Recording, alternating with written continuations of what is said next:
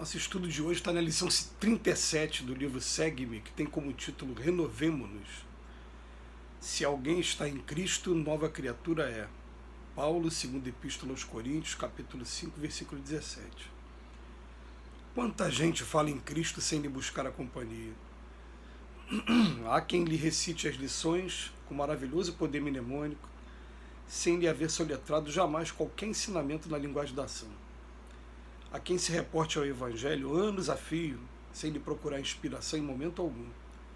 Muitos dizem, quero Jesus, mas não o aceitam. O problema do cristão, todavia, não é apenas suspirar pelo Senhor, é permanecer com Ele, assimilando-lhe a palavra e seguindo-lhe o exemplo. Não apenas crença, mas comunhão. Se pretendes quebrar as algemas que te agrilhou à sombra, não bastará te rotules com esse ou aquele título no campo das afirmações exteriores. É imprescindível te transformes por dentro, fazendo luz para o cérebro e luz para o coração. Para isso, se procuras com a boa nova o caminho da própria felicidade, lembra-te de que é preciso estar nossa alma em Jesus para renovar-se com segurança. Aprendamos a ver com o entendimento do Senhor, a ouvir com sublime compreensão que lhe assinalou a passagem no mundo, a trilhar a senda humana com o sentimento que lhe marcou as atitudes, e a usar as mãos no sumo bem como as utilizou o Divino Mestre. E certamente ainda hoje seremos nova criatura, ajudando a Terra pela qualidade da nossa vida e edificando em nós mesmos a excelsitude do céu. Na sociedade moderna, quando a gente conhece a figura do Cristo no primeiro momento, ela aparece emoldurada de uma certa autoridade, e uma autoridade até comparável com a dos tiranos, a dos grandes poderosos aqui da Terra. Por quê? Porque, pelo menos a minha criação aqui, né? Olha, você tem que ter respeito a Jesus, cuidado, Papai do Céu castiga, essas coisas que a gente ouve desde criança, impondo muito respeito, né? Muito respeito e medo ao mesmo tempo.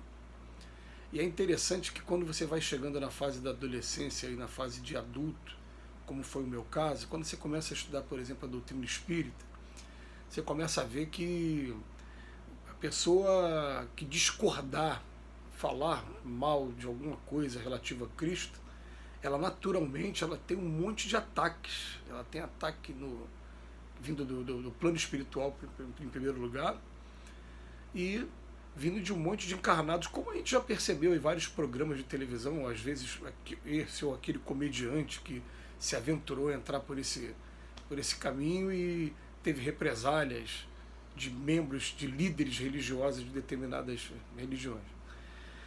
Mas colocar uma figura de muita autoridade que depois a gente começa a conhecer e faz um estudo imparcial dos evangelhos, Mateus, Marcos, Lucas e João.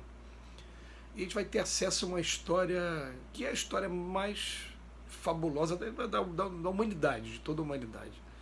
A gente vai ver, na verdade, uma pessoa que ele não teve autoridade nenhuma aqui na Terra, ele não foi prefeito, governador, presidente, deputado, ele não foi senador, ele não foi juiz, ele não teve nenhum cargo de autoridade.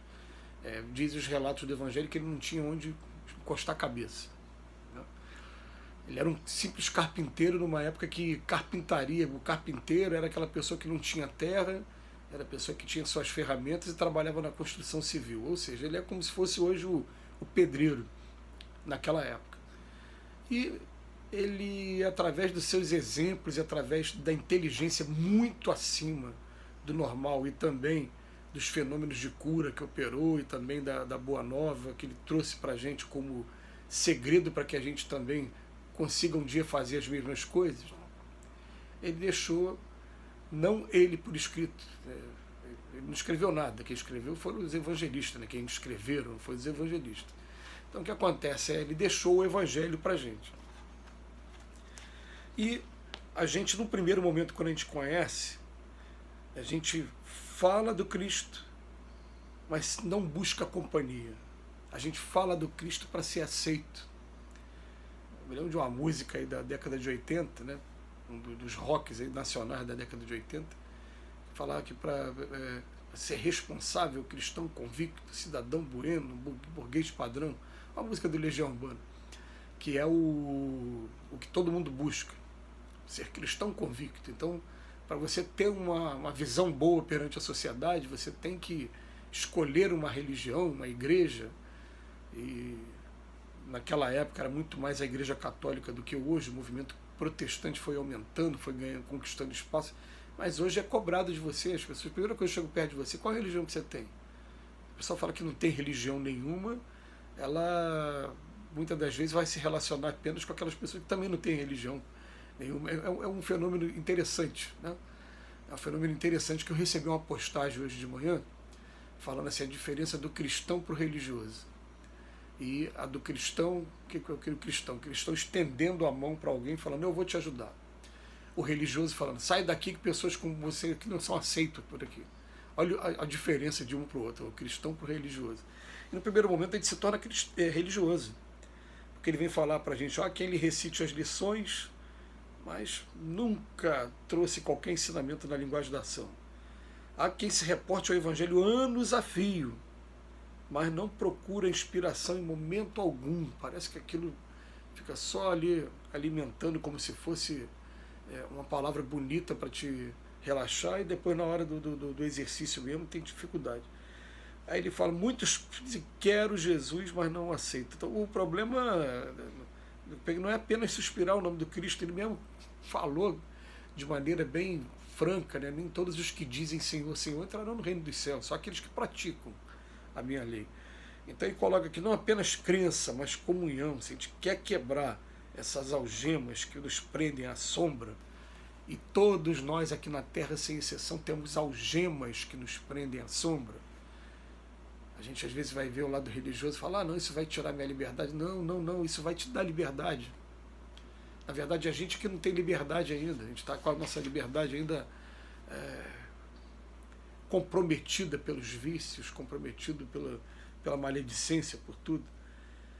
Então a gente começa a ver um texto como esse e fala assim, para isso, se procuras com a boa nova o caminho da própria felicidade, lembra-te de que é preciso estar nossa alma em Jesus para renovar-se com segurança.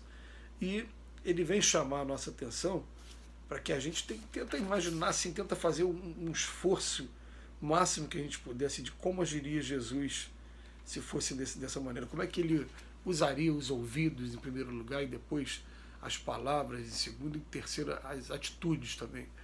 E a gente começa a ler e reler, e a gente vai ver que é um estudo para todo sempre. E é o guia mais seguro mesmo. A gente leva um tempo para poder reconhecer isso, né? Porque a gente olha assim, conviver nessa sociedade em que se a pessoa der a outra face é chamada de covarde, e que o brasileiro principalmente tem que dar o jeitinho para sobreviver, a gente vai o tempo todo estar fugindo do Evangelho. Aí de repente você começa a praticar o Evangelho e começa a ver que você está tendo a sensação de estar papel de bobo, né? Que as pessoas estão te passando para trás o tempo todo. E a gente fica, não, peraí, agora eu estou começando a entender o real significado, né, do Evangelho, e estou me preparando para daqui a pouco ter acesso a lugares mais bem-aventurados através do meu progresso. Ou eu aceito simplesmente ficar aqui no meio do meu povo, fazendo tudo que o povo faz, né, entorpecendo o corpo, usando ainda da agressividade, e por isso que fala no Evangelho que a porta da perdição é larga, a porta que nos conduz à salvação, entre aspas, ela é estreita, e a gente tem que fazer um esforço para poder ir por ela. É um desafio muito grande, porque a gente agora, depois de tanto tempo, que está tendo essa preocupação de a cada dia ler, a cada dia estuda, a gente vê que é difícil praticar quando você está na vida de relação mesmo. Os seus instintos ainda falam muito mais alto no momento de reação, no momento de agressividade, e a gente vai percebendo que é um trabalho para todo sempre, e vai ter um dia que a gente vai lembrar que foi o Cristo o tempo todo que esteve de mãos dadas para cada detalhezinho, né, nos ajudando, nos estimulando para que a gente saísse dessas sombras. A gente só tem a agradecer a Emmanuel pelo texto de hoje mais uma vez e pedir a Jesus que nos abençoe hoje e sempre.